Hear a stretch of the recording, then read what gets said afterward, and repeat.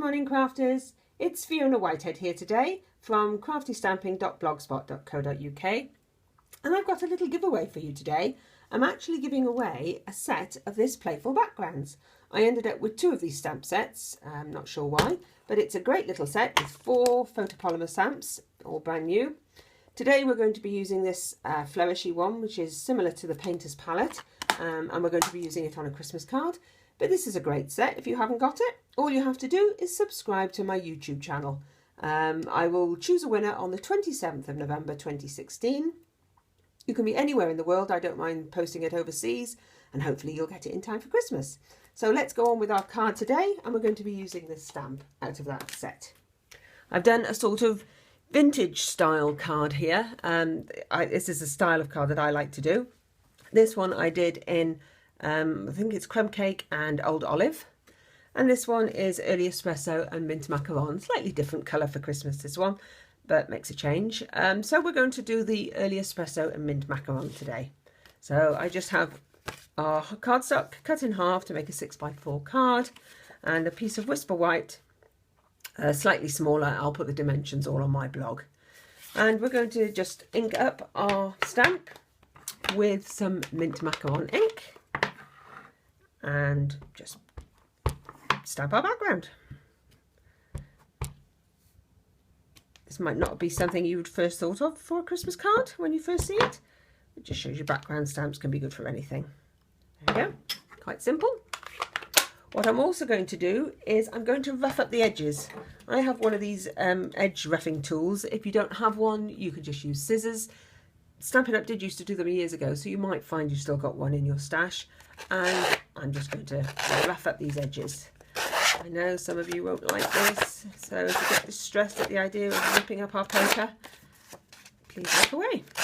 But it gives you a nice sort of rustic edge, and we're going to be doing some inking and sponging with that, and that will just help get some of that colour onto the edges. When my children were little, we used to leave letters for Santa. I'm sure most children do. And Santa used to leave them a letter back. And it always used to have soot on the edges of his letter for when he came down the chimney. So I'm just using the early espresso just to soften those edges with some ink. I'm using a sponge dauber. You can use our sponges, a sponge dauber, whichever is the best way that you like to sponge your edges. There's no right or wrong way. And we're going to get a nice load of colour on that, just to give it a sort of vintage style. Because of course that's when Christmas cards were first started, wasn't it, in the 1800s?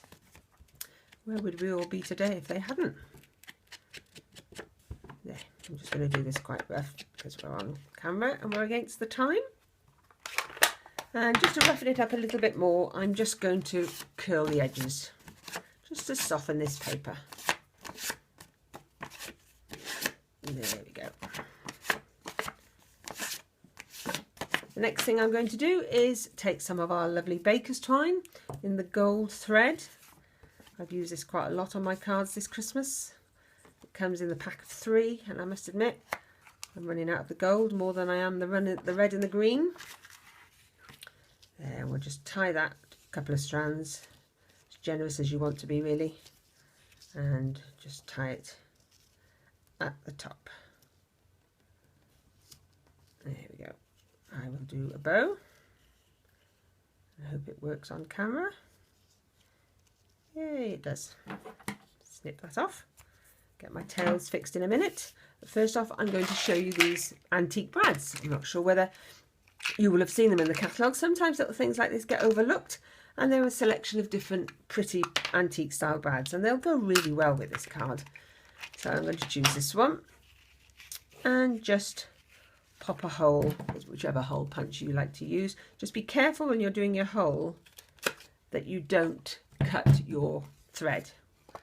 I'm telling you that because from experience I have cut my thread.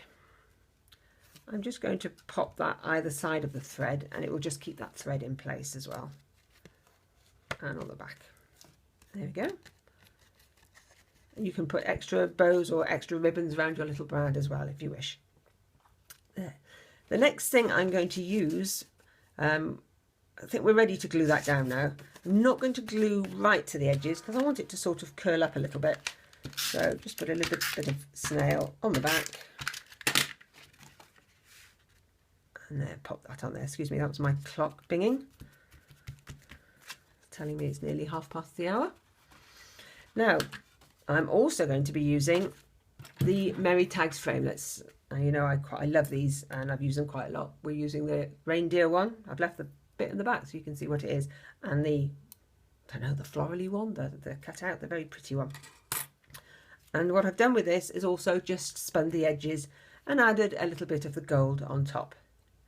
What I'm also going to do now is add, I've cut out, here's our, in the early espresso, the reindeer, and I've cut the reindeer and the trees out from one of these. I'm just going to pop the trees on the background like that, and pop the little reindeer, if I can pick him up, just like this. There he is. Just going to pop him up on a dimensional. I've cut one of the dimensionals in half just to make it a little bit smaller so we can fit on his back. It might still be a little bit big.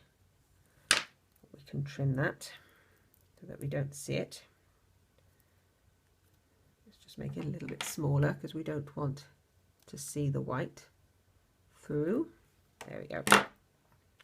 And I'm going to pop him just in front of the trees.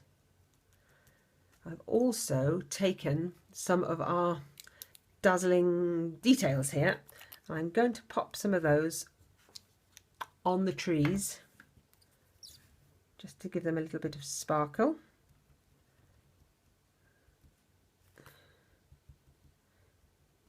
And just a little bit on his antlers. And a little bit on his nose. Should be red for Rudolph. That'll just make it pop a little bit. Just put that to one side to dry. If you can see that sparkling. And just let that dry for a little bit while we just do our sentiment. Now the sentiment I'm using, I've got another small piece of very vanilla here, about 3/4 of an inch by 5 inches long.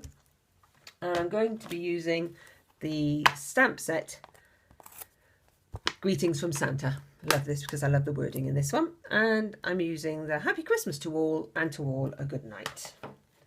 So just going to grab our block.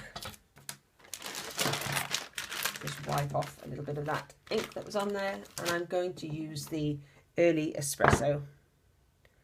Should have used a smaller block for here, but I haven't brought one with me, so we'll manage with what we've got for now. And you could emboss this, obviously clear emboss it. Our gorgeous copper embossing would also look lovely. I'm just going to do it purely stamping for now, just to make it a little bit quicker for the video. There we go, perfect.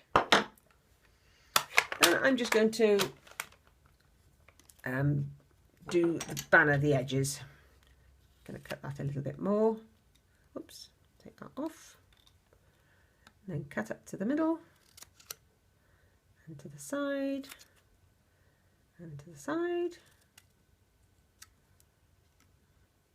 Trim that off. Take a little bit off there as well. Cut up to the middle, trim to the side. I could have used the banner punch, the framelits, but this is quite a big saying and I wanted to make sure it will go on. I'm going to do a little bit more sponging in the early espresso, just on the edge of this. And then I'm going to curl the little saying over and pop it on the card.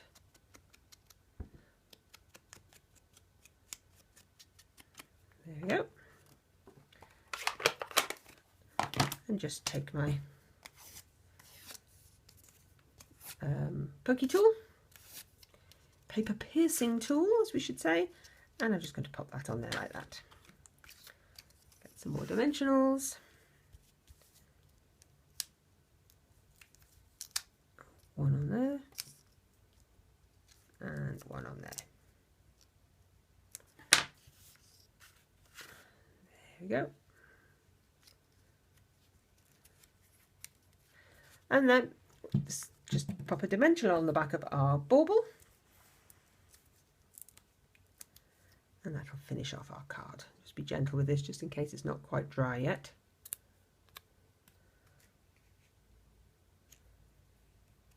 There, and that finishes off our card.